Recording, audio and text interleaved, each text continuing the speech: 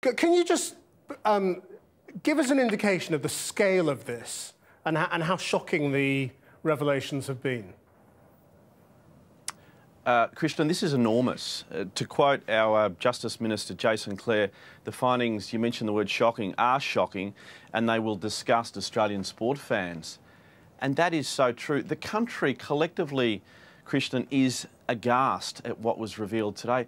You might hear little whispers, and we see what happens in sports over the world.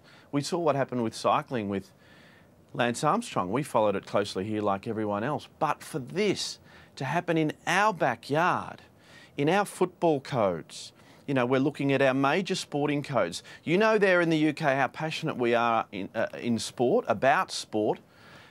For this to unfold after a year-long investigation today is enormous. Have they laid out enough of the detail, though? Because what they're saying is it's organised as well, and it's linked into organised crime. And that enables you to conjure up all sorts of conspiracy theories in your head without them actually saying what they are. Yeah, look, in regards to that, they're very limited with what they can say in regards to detail because the investigation is ongoing. This has been a year up until now. Now we have ASADA on board. We have all the sporting organisations on board. What they have to do now is they have to dig. They already have a list of names. At the Australian Federal Police, they have a list of players involved, coaches involved, sports scientists, trainers involved, suppliers involved. So they already have that list. What they do now is they go and they've already said, if you are involved in any way, you have to approach us. So we know it's about organised crime. There are suggestions of match fixing, of suspicious betting and illegal drugs. That's the big one that's really rocked us here today, to learn that the extent of illegal drugs in professional sport in Australia, we just...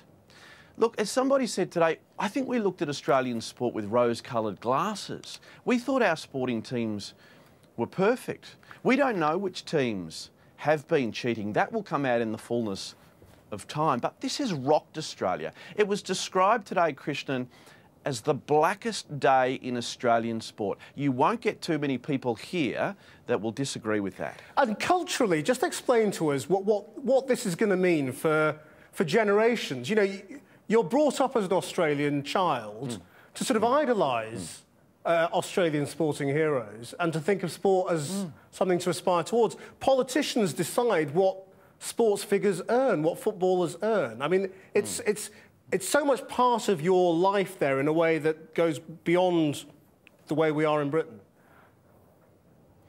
Well, to give you an idea, Krishnan, and this just dawned on me, so often each year, the Australian of the Year over the past 20-odd years is a sportsman. It might be the Australian cricket captain or an outstanding Olympic athlete. We revere our sportsmen and women here. You know how we love our cricket and we look forward to another Ashes series. But on the home front as well, with our Indigenous game, Australian rules, in the southern states in particular, it is enormous. It is a religion. Our rugby league is enormous. You know, we love the Wallabies. What we're looking at now is across all sports, and sport as a whole in this country has been tarnished. It was suggested on social media today, it's not fair that sports organisations and clubs are being tarnished because we don't know the identities of these individuals. My response to that is that the responsibility for that lies directly at the feet of the cheats, of the people who have been taking performance-enhancing drugs, of the people that have been supplying them, of the people involved with perhaps match-fixing or illegal betting.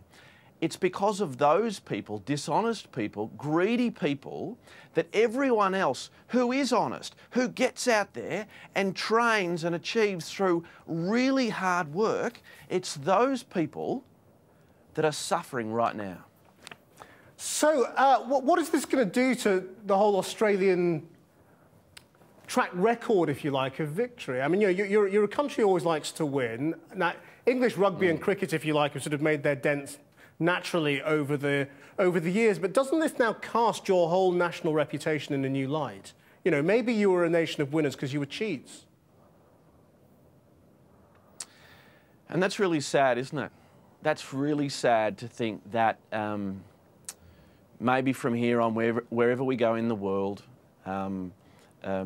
opposition fans can throw that at us. And what is our reply to that? Right now, we don't know what the answer is to that.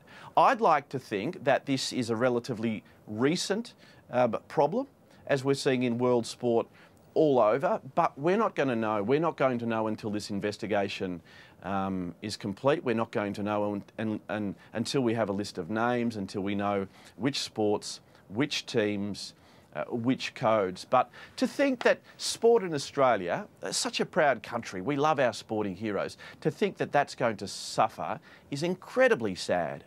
Do you think sports fans will turn on the teams and any figures? I mean, you know, what kind of backlash do you think there will be?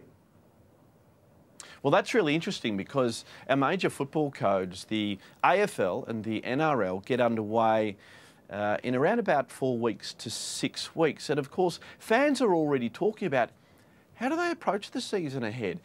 Do they go and watch their team not knowing whether their team is guilty? Do they go watching not knowing if their team is playing a team that has been cheating? And it's no different in the UK as it is here. For so many Australians, sport is such a wonderful outlet. We go to sport to relax, we go to cheer, we go to barrack for our heroes. Sadly, and this is inevitable, there are kids in this country who will be ripping posters off their walls because the player or players they thought were heroes and were champions are cheats. Nothing more. Is there any sign of what we saw in Lance Armstrong where he was saying, well, look, everyone was at it, you know, this was part of cycling? You know, the people involved in this will now start saying, look, it's the same, you know, this isn't an Australian illness, this is the same around the world. Well, I think there's a common denominator no matter where you go, isn't there? When money's at stake and success, and a lot of money, I mean, clearly, as you know, we don't have the wages here that players command in the Premier League, for example. But still, our best footballers are earning $1 million up towards $2 million a year. Doesn't matter where you're from, that is big bucks. So it's all about being successful. It's all about winning. And sadly, we have seen it so many times. We saw it with Lance Armstrong. We've seen it on the Olympic stage so many times. Greed plays such a huge role, and because they will win at all costs, they're cheating, they're taking drugs. There's suggestions they're taking drugs that haven't even been approved for human use yet. I mean, that is just extraordinary. And is there any sign that they've got any idea of how to clean it up, or are they just getting to the beginning of the scale of the problem? This is the start. This is the beginning, we all hope, of the end of this problem. I think, like a lot of us hope in cycling, that when you see Lance Armstrong go down, you just... And Lance Armstrong refers to the fact that it's near impossible to dope in elite cycling now because of the blood screening and so forth that they do. You would hope moving forward, we are aghast today, but you would hope moving forward that they're going to clean it up. They've already set up, the AFL, for example, has set up already a plan of attack. They're going to give more powers to their integrity commission, more money. They're going to screen every employee at every AFL club, including subcontractors. So they are going to do whatever they can, whatever it takes, to clean this mess up.